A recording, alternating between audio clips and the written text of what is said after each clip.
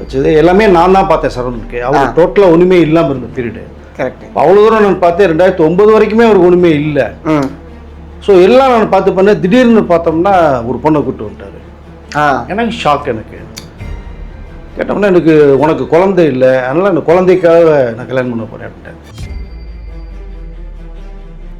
பர்சனலாக பார்க்கணும்னா குழந்தை மாதிரி பார்த்துருக்கோம்னா ஃபர்ஸ்ட் ஒய்ஃபை நீ குழந்தை மாதிரி தான் பார்த்துருக்கணும். அதுதான் நியாயம். ஆமாம், உங்களுக்கு வேண்டியது பூரா அவங்க தான் பண்ணியிருக்கிறதா சொல்கிறேன். அது பொய் இல்லை. அப்படி பார்த்தா நீங்கள் அதை மறுத்துருக்கலாம். அதுவும் கிடையாது. ஏதோ 1 லட்ச ரூபா கேட்குறான்னு 1 லட்ச ரூபா பண்ண முடியாது. உங்களுடைய பவருக்கு என்ன பண்ண முடியும்? ஒரு 50,000 பண்ண முடியுமா? ஏதோ அவங்க உங்களோட ரன் பண்ணுறதுக்கு நீங்கள் ஒரு விஷயத்த சொல்லணும். சொத்தை அமைக்கிறதுக்கு பிளான் பண்ணுறாங்க. வரேஜாவுடைய கஷ்டப்பட்டு சம்பாதிச்ச சொத்தில் மனோஜுக்கு ஷேர் இருக்குது. நீங்கள் அதை கொடுத்தீங்கன்னா அவங்க நிம்மதியாக 3 பொண்ணு அவங்க. ஆமாம், பாவம் அவங்க எங்கே போவாங்க? அதே கதை தான் இதுவும். இப்போ இங்கே கிட்டத்தட்ட பார்த்தீங்கன்னா இந்த சொத்து பிரச்சனைலாம் வந்து நிற்குது. மக்கள்கிட்ட ஒரு செய்தி கொண்டு சேர்க்கறது அதுதான். கரெக்டாக இருந்தால் கரெக்டாக சேர்க்க போகிறாங்க, சரின்னு சேர்க்க போகிறாங்க. ஆமாம், அதை நீங்கள் உங்கள் சைடு ஃபேவராக எதிர்பார்க்கறது மிகப்பெரிய தவறு. உங்கள் மேலே தப்பு இருக்கு. ஓகே, இன்னும் அவங்க ஃபர்ஸ்ட் ஒய்ஃப் இன்னும் மேற்கொண்டு வேறு இந்த ஸ்டெப் எடுக்காமல் இருக்காங்க. ஸோ அப்போ உங்களுக்கு தேவைக்கு அவங்களை பயன்படுத்திட்டீங்க. அப்போ இன்னொரு தேவைக்கு நீங்கள் வேற ஒரு பொண்ணை பயன்படுத்திக்கிட்டீங்க அப்படிங்கிறதா தோண வருது.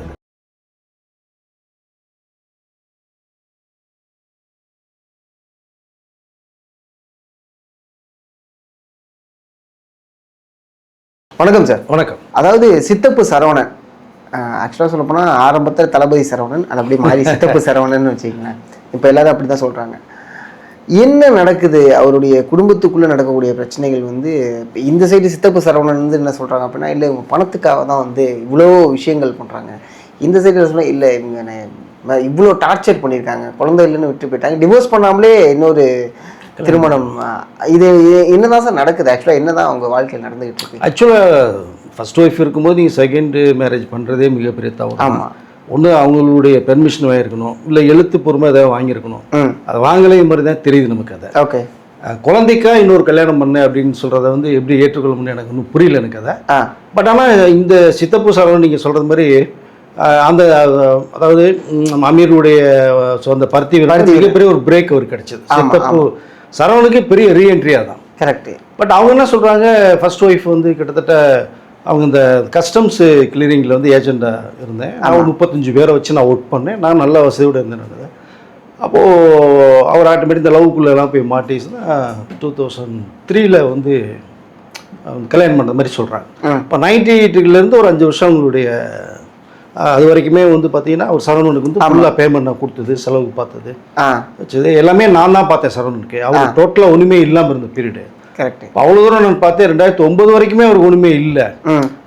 ஸோ எல்லாம் நான் பார்த்து பண்ணேன். திடீர்னு பார்த்தோம்னா ஒரு பொண்ணை கூப்பிட்டு வந்துட்டாரு. எனக்கு ஷாக். எனக்கு கேட்டோம்னா எனக்கு உனக்கு குழந்தை இல்லை, அதனால் அந்த குழந்தைக்காக நான் கல்யாணம் பண்ண போகிறேன் அப்படின்ட்டேன். பட் அதுவே என்னை பொறுத்தவரை ஒரு அஃபென்ஸு தான். ஆமாம், நீங்கள் ஃபர்ஸ்ட் ஒய்ஃபோட டிவோர்ஸ் இல்லாமல் பெர்மிஷன்லாம் வாங்குறது மிகப்பெரிய தவறு. அவங்க லீகலாக போயிருந்தாங்கன்னா அப்போயே சிக்கலாக இருக்கு இவருக்கு. ஆமாம், பட் இவர் என்ன கேட்க 12 வருஷமாக இந்த கொஸ்டின் இப்போதுக்கு வந்து கேட்குறாங்க. ஆனால் அதுக்கு ஒரு ரீசன் அவங்க சொல்கிறாங்க. ஸோ எதிர் வீட்டிலே கொஞ்சம் ஸ்டார் பண்ணுறது 2 வீடு தான் பண்ணுறது, ஆப்போசிட் இல்லை குறைச்சல் கொடுத்து எப்படி நீங்கள் ஃபர்ஸ்ட் ஒய்ஃப் இருக்கும்போது இன்னொரு ஒய்ஃபோட நீங்கள் போய் வாழ்றது ஃபர்ஸ்ட் ஒய்ஃப் எப்படி தாங்க முடியாது. ஆமாம், நிச்சயமாக பார்க்க முடியாது. கொடுமையான விஷயம் தான் கண்டிப்பாக. ஸோ இத்தனை வருஷமாகவே அவங்க சரி போனால் போதுன்னு ஏதாவது இருந்திருப்பாங்களா என்னன்னு தெரியல. பட் இப்போ ரொம்ப டார்ச்சர் பண்ணுறாரு, செய்கிறாரு. நடக்க முடியல, போக முடியல, செப்பல் சாணத்தோட தட்டி விட்டு போயிறாரு, டோரை வந்து கதை திட்டு போகிறாங்க. அப்போ அவங்க தண்ணீர் போது பயமாக இருக்கும் இல்லையா? ஸோ இப்போ இது போல சிக்கல்கள் இருக்கிறதுனால இப்போ பொறுத்து பார்த்தேன் முடியல அப்படின்னு ஒன்று தான் முதலமைச்சருடைய தனிப்பிரிவில் வந்து ஒரு கம்ப்ளைண்ட் கொடுத்து பேசியிருக்கிறதா ஒரு தகவல் ஒன்று சொல்கிறாங்க. பட் அப்படியே நேர் ஆப்போசிட் இவர் ஒரு ஸ்டேட்மெண்ட் உடனே போய் கொடுக்குறாரு. 12 வருஷமாக கொடுங்க, இதுக்காக வந்தாங்க, எனக்கு 9 வயசில் பையன் இருக்கான், ஸோ 12 வருஷமாச்சு கல்யாணம் பண்ணேன் அப்படின்னு. ஸோ அதுவே மிகப்பெரிய ஒரு தவறு தான். திரும்பி ஆமாம் ஆமாம், இப்போ அவங்க வந்து லீகலாக ஒரு ஆக்ஷன் எடுத்தாங்கன்னா நீங்கள் மாட்டீங்க. இப்போ அவங்க எப்படி ரன் பண்ணுவாங்க ஃபேமிலியை? கரெக்ட். 1 லட்ச ரூபா கொடுக்குறாங்க கேட்குறாங்க அப்படின்னா இவர் கோர்ட்டில் போய் டைவர்ஸ் இப்போ போடுறாரு. இது நீங்கள் முன்னாடியே பண்ணியிருக்கலாம். ஒரு பொண்ணை கல்யாணம் பண்ணி செகண்ட் லைஃப் கூப்பிட்டு வரீங்க அப்படின்னா முன்னாடியே நீங்கள் ஆமாம் ப்ராப்பராக நீங்கள் பேசி முடிவு பண்ணி டைவர்ஸ் வாங்கிட்டு கல்யாணம் பண்ணுறது பிரச்சனை இல்லை. பட் அன்னைக்கு அவங்க தேவைப்பட்டது, பண உதவி தேவைப்பட்டது, படம்லாம் கஷ்டப்படும் போது அவங்க அவ்வளோ ஹெல்ப் பண்ணிருக்காங்க. 35 பேரை சர்வெண்ட்டை வச்சு ஒர்க் பண்ணியிருக்காங்க, கம்பெனி வச்சுருக்காங்கும் போது அன்றைக்கி தேவைப்பட்டுச்சு. ஒரே ஒரு குழந்தைக்காக நீங்கள் வந்தேன்னு சொல்கிறத வந்து ஏற்றுக்க முடியாது, ஜீர்ணிச்சிக்க முடியல அதை. பட் எங்கே மிஸ்டேக் பண்ணிட்டீங்க, எல்லா பேரும் சேர்ந்து பண்ணிட்டீங்க. நீங்கள் அவங்களுக்கு என்ன தேவைன்னா இப்போ நல்லா இருக்காரு, சொந்த வீடு இருக்குது, இது இருக்குன்னா, பட் கேட்டால் அவங்க வீடு இல்லைன்றாங்க அவங்க. இதில் மூணாவதாக ஒருத்தர் சரவணுடைய ஃப்ரெண்டு ஒருத்தர் கார் பார்க்கிங் இந்த கடை பார்க்கிங்காக கடைக்காக வந்து ஒரு பிரச்சனை பண்ணி அவருக்கு கீ கொடுத்து போலி டாக்குமெண்ட் ரெடி பண்ணி கொடுத்துட்டாங்க அப்படின்னா அதுவும் சட்டப்படி தப்பு. புரியுது. ஸோ இப்போ இவ்வளோ சிக்கல்களை அவங்களுடைய ஒரு சர்க்கிளில் ஓடுது, ஒரு லிமிட்டுக்கு மேலே வெளியில் வந்துருச்சு இப்போ அதை.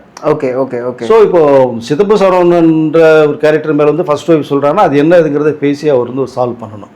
பட் கொலை மிரட்டல் விட்றாங்க செய்கிறாங்க.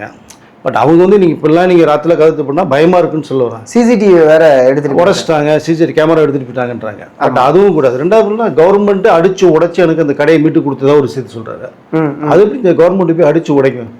புரியுது. பட் அந்த ஒரு ஸ்டேட்மெண்ட்டுமே சரியில்லாத ஸ்டேட்மெண்ட். அது வந்து அது ஏதோ நீங்கள் பேசுகிறீங்க பண்ணி கொடுத்து ஹெல்ப் பண்ணியிருக்காங்கன்னா அது முறைப்படி தான் பேசணும். அது மேம் கரெக்டு. பட் அந்த ஒரு மேட்டருமே இது தவறாக ஒன்று சொல்கிறார். ரெண்டாவது பார்த்தீங்கன்னா 9 வயசு பையன் இருக்கான், அவன் பேசுவான், இவங்க பேசுவாங்க அப்படின்னு மற்றவங்ககிட்ட வந்து ஸ்ப்ரெட் பண்ணுறாரு. பட் இவர் மிஸ்டேக் நடந்திருக்கு டோட்டலாக. ஓகே, அதை அவர் கிளியர் பண்ணணும். பட் இன்னைக்கு வெளியில் வந்துருச்சு. ஒரு லிமிட்டுக்கு மேலே ஒரு பொண்ணுனால தாங்க முடியாதனால வெளியில் கொண்டுட்டாங்க. புரியுது. இது சமீப காலமாகவே நிறைய விஷயங்கள் வந்து நம்ம இண்டஸ்ட்ரியில் நடந்துக்கிட்டே தான் இருக்குது. அது இது பிரச்சனை அது பிரச்சனை அப்படின்றாங்க. ஆமாம், இந்த பிரச்சனைக்கு முற்றுப்புள்ளியே இருக்காது, போட்டு தொடரும். ஆமாம், ஒன்று வந்துட்டு தான் இருக்கு. ஜெயம் ரவியோட இஷ்யூவில் பார்த்தீங்கன்னா அடுத்த ரவிமோகனோட இஷ்யூவில் பார்த்தா அடுத்தடுத்துன்னு ஒன்று வந்துகிட்டு இருக்கு. அந்த வகையில் இப்போ சரவணன் அவர்கள் இதுக்கு முன்னாடி அவர் ஆக்சுவலாக கேரக்டராகவே அப்படித்தானா? ஏன்னா பிக் பாஸ் டைமில் ஒரு இஷ்யூ வந்துச்சு. என்ன மாதிரியான ஒரு நபர் அப்படிங்கிற ஒரு, ஏன்னா அவங்களோட செகண்ட் ஒய்ஃப் வந்து ஒரு நேர்காணலில் என்ன சொல்கிறாங்க அப்படின்னா, இவர் வந்து என்னை குழந்தை மாதிரி பார்த்துக்கிறாரு அப்படின்னு சொல்கிறாங்க. இந்த சைடு வந்துன்னா இவ்வளோ டார்ச்சர் பண்ணுறாங்க, எனக்கு நிம்மதியாக வாழவே முடியல அப்படின்னு. யாரு தான் சரவணன்? எந்த இதில் இருக்காரு? இல்லை, சிரமப்பட்டு தான் ஃபீல்டுக்கு வந்தால் இருப்பாங்க. நான் கிட்டத்தட்ட விஜயகாந்த் மாதிரியே இருப்பார் சாயில் பார்க்கும்போது. அப்போ வந்து லட்சுமி மேடம்லாம் வந்து ரொம்ப ஹெல்ப் பண்ணாங்க இவருக்கு. அது நல்லா வரணுங்கிறதுக்கு வந்து ஹெல்ப் பண்ண விஷயம். சிவச்சந்திரன் இவங்கெல்லாம் நிறைய சப்போர்ட் பண்ணாங்க. பட் ஹீரோவாக சைன் பண்ண முடியல அவர்னால. டோட்டலாக பெரிய அளவில் வரணும்னு 10,000 வர முடியல. கேரக்டர் ஆர்டிஸ்ட் பண்ணி ஜெயிலரில் கூட பண்ணியிருப்பார், கேரக்டர் ஒன்று பண்ணியிருப்பார். ஆமாம் ஆமாம், ரஜினி சாரோட பண்ணியிருப்பார். பிரேக் வந்துச்சு, பருத்தி வீரர்கள் நல்ல பிரேக். பட் அதுலேருந்து அவர் அடுத்த கடத்துக்கு போயிருந்துருக்கலாம், போக முடியல. பட் அவரோட ஆக்டிவிட்டிஸ் மூமெண்ட்ஸ்லாம் பிக் பாஸில் கூட சில பிரச்சனையெல்லாம் வேறு வந்தது இல்லையா?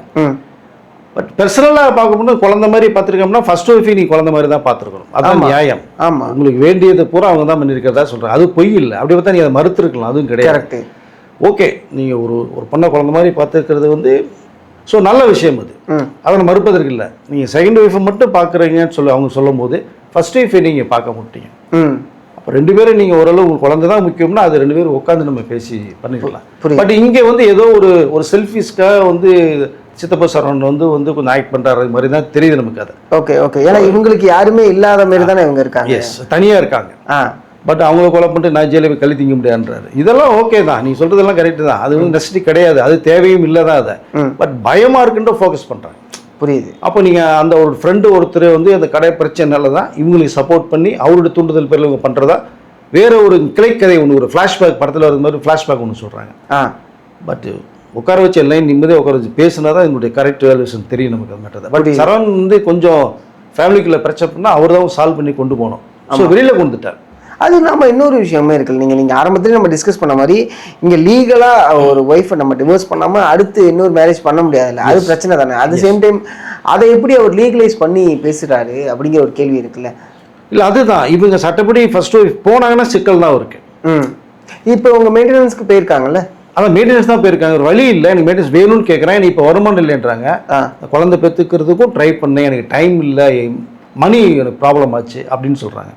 அப்போ நீங்கள் ஒரு விஷயத்தை நீங்கள் பண்ணுறீங்க அப்படின்னா அவங்களுக்கு ஒரு முடிவு சொல்லாமல் நீங்கள் போக முடியாது. கரெக்ட். டிவோர்ஸ் நீங்கள் பண்ணிட்டு போனீங்கன்னா அது ஜீவனாசமோ ஒரு மந்த்லி பேமெண்ட் அதை நீங்கள் கொடுத்துட்டு போயிருக்கணும். இப்போ டிவோர்ஸ் ஆகலை, ஆகும்போது அவங்க மெயின்டெனன்ஸ்க்கு என்ன பண்ணுவாங்க? ஒய்ஃப் உங்களை நம்பி வந்துட்டாங்க, நல்லா இருந்தவங்களே நீங்கள் தான் லவ் பண்ணி கல்யாணம் பண்ணி கூப்பிட்டு வந்துட்டேன்னு சொல்கிறாங்க. கூப்பிட்டு வந்து கல்யாணம் பண்ணி நடுராட்டில் விட்டுட்டு போயிட்டு போகும்போது நாளைக்கு இந்த பையன் உங்களை பண்ண மாட்டான்னு என்ன நிச்சயம்? புரியுது இல்லையா? இப்போ அந்த பையன் அதாவது 9 வயசு ஆகிட்டீங்க, 4வது படிக்கணும்னு சொல்கிறீங்க. அவன் ஒரு 15 வயசு 20 வயசு வந்ததுக்கப்புறம் உங்களை கேள்வி கேட்டு உங்களை விட்டு போயிட்டானு, அம்மாவை விட்டு போயிட்டானு பண்ணுவீங்க. ஸோ இன்றைக்கி இவங்க நடக்கிறது நாளைக்கு அவருக்கு நடக்கும். ஓகே, இதுதான் நேச்சுரல் இது. பட் அதை வந்து இவர் கொஞ்சம் சால்வ் பண்ணி தான் கொண்டு போகணும். புரியுது.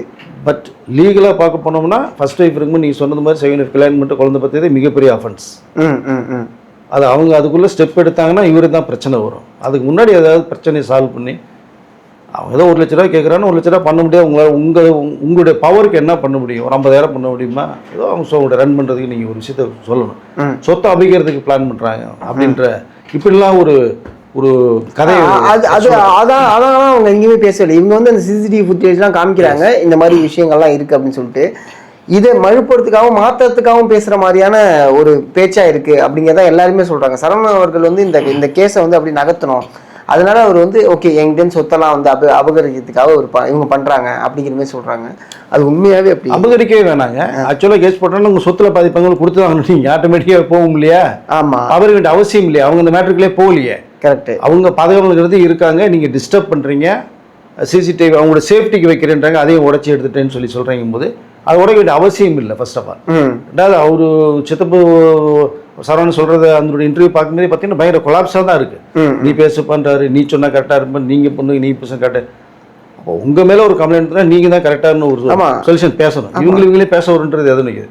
அப்போ ஏதோ வந்து ஒரு இதுதான், நீங்க பாபநாசம் பட கதை மாதிரி தான்.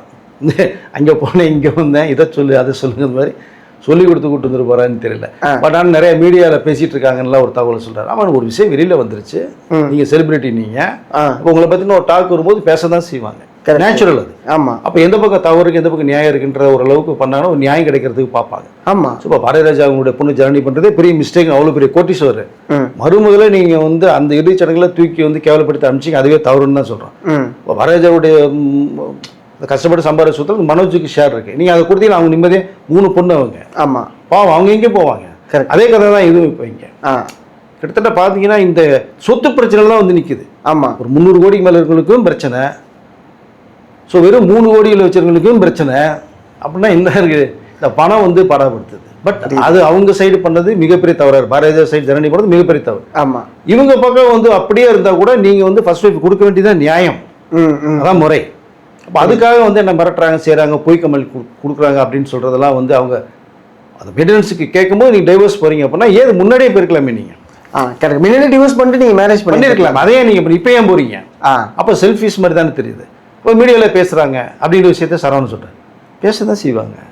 ஓ, அது இல்லாமல் உங்கள் இஷ்டத்துக்கு நீங்கள் பேசிட்டு இருக்கீங்க மீடியாவில், அப்படி உங்கள் இஷ்டத்துக்கு யாரும் பேசல, நீங்கள் என்ன சொல்லியிருக்கீங்களோ ஸ்டேட்மெண்ட் வச்சு தானே பேசுகிறாங்க. அது வந்து அதை நம்ம பார்வைக்கு இப்போ பொண்ணு இல்லை, கோர்ட்டுக்கே போனாருன்னா கோர்ட்டு ஃபுல்லாக விசாரிச்சு அந்த அட்வொகேட் மூலம் ஜட்ஜு மூலம் தான் ஒரு விஷயம் வந்து தீர்ப்பு வரும். அப்போ உங்கள் இஷ்டத்துக்கு நீங்கள் பேசுகிற நீங்கள் சொல்கிறத கோர்ட்டு சொல்லுமா? கிடையாது இல்லை.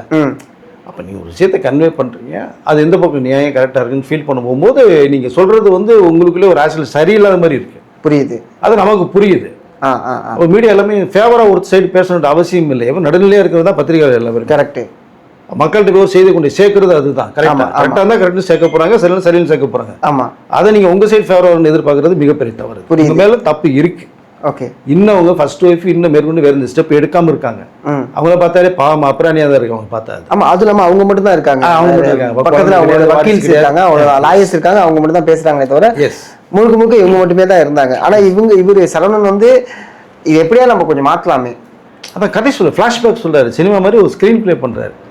பாவங்க, அதாவது மனசாட்சி இதாங்க, எங்கே போனாலும் மனசாட்சி ஒரு கோர்ட் இருக்குது, அதுக்கு நீ பதில் சொல்லி தான். இப்போ டிவோர்ஸ் பண்ணாலுமே அவங்களுக்கு வந்து ஜீவனாம்சம் தரணும், கண்டிப்பாக கொடுத்து தாங்கண்ணா, கொடுத்து தான் வெளில வரணும். ஜீவனாம்சம் அமௌண்ட் வந்து அவங்க சொல்கிற அமௌண்ட் தானே இருக்கும். ஆமாம், அவங்க 7 லட்சம் மாதம் தரணும்னா 7 லட்சம் மாதம் தந்துட்டே தானே இருக்கணும். அது வந்து இந்த அளவுக்கு ஒரு கெப்பாசிட்டி இருக்கு இல்லைன்னு கோர்ட்டு பார்ப்பாங்க. கரெக்ட், என்ன கெப்பாசிட்டிக்கோ அது தகுந்த மாதிரி ஒரு விஷயத்தை பண்ண சொல்லுவாங்க. ஓகே, ஓவரால் செட்டில்மெண்ட் ஒன்று கேட்பாங்க.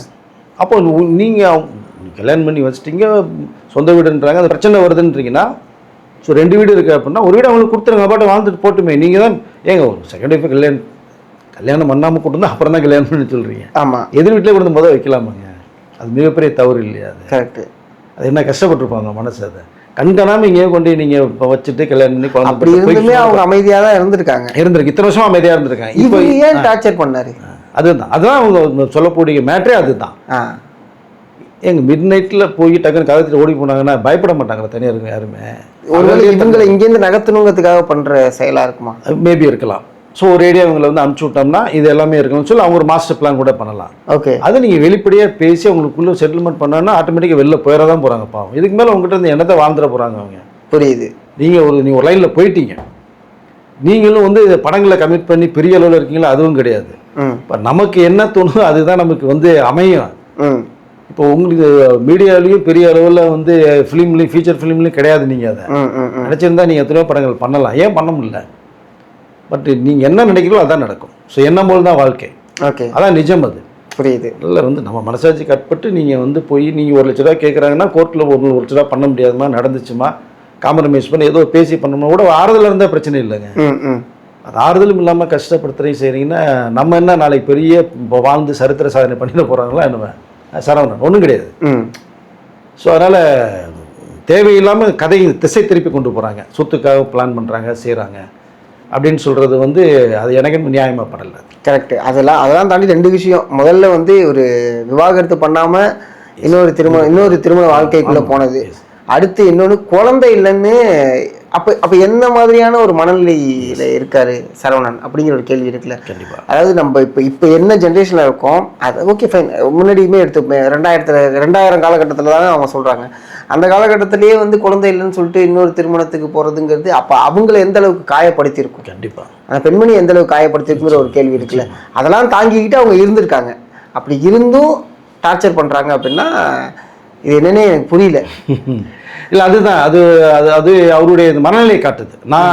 அதான் நம்மளுடைய கேரக்டர் இதாங்கிறத காட்ட வருது. ஓகே. அதுக்கு நீ ஃபேமிலிக்குள்ளேயே ஒரு காம்ப்ரமைஸ் பண்ணல. இதுதான் நீங்கள் அப்போவே பார்த்தீங்கன்னா முக்தா சீனிவாசன் அவன் அவள் அதுன்னு ஒரு படமே பண்ணியிருப்பார்.